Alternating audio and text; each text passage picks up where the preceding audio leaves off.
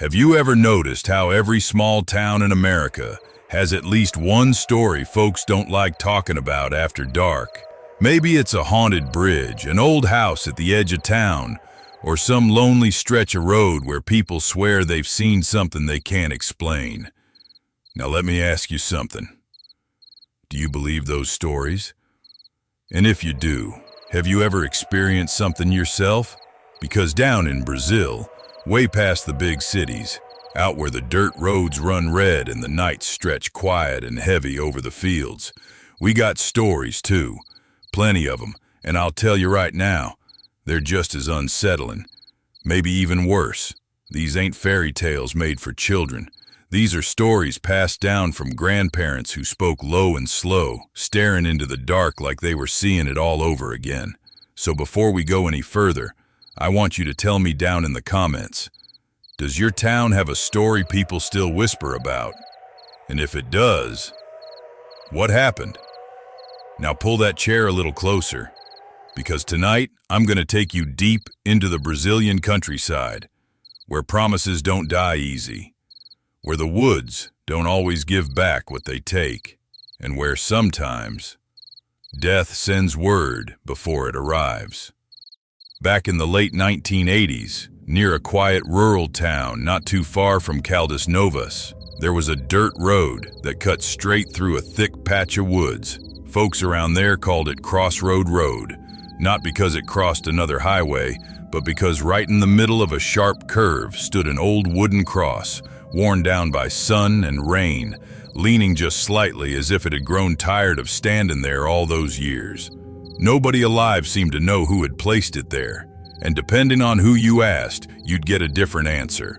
Some said it marked the spot where a terrible accident happened long ago. Others said it had been planted there to keep something evil from wandering further down the road. But no matter what people believed, they all did the same thing when passing by at night. They lowered their voices. They kept their eyes forward. Some even made the sign of the cross without realizing it.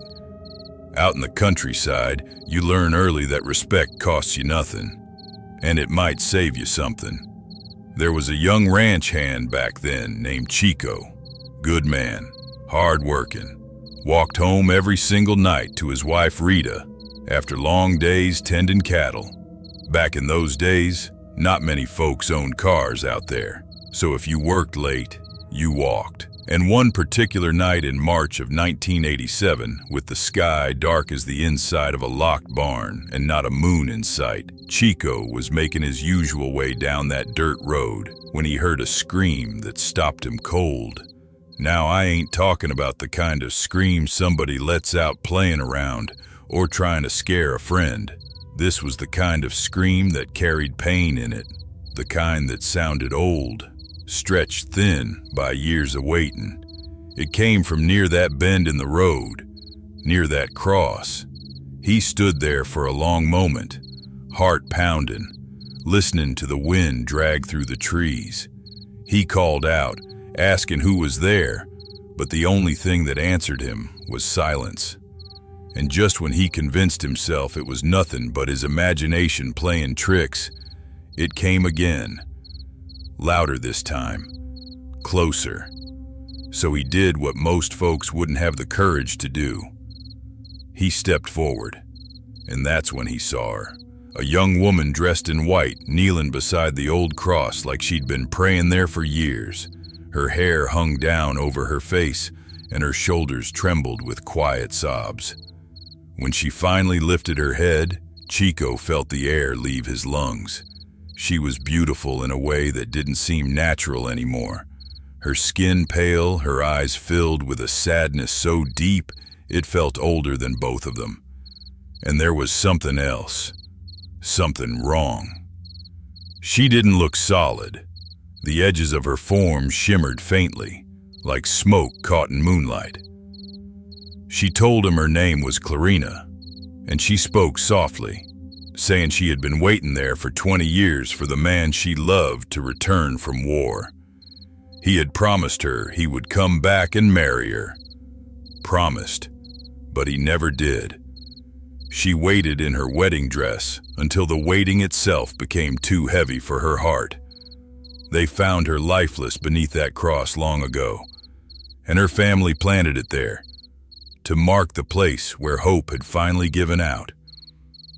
Chico listened, frozen in place, and before he could ask her another word, her shape began to thin into the night air.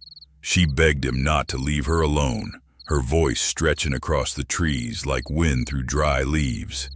And then she was gone, just like that.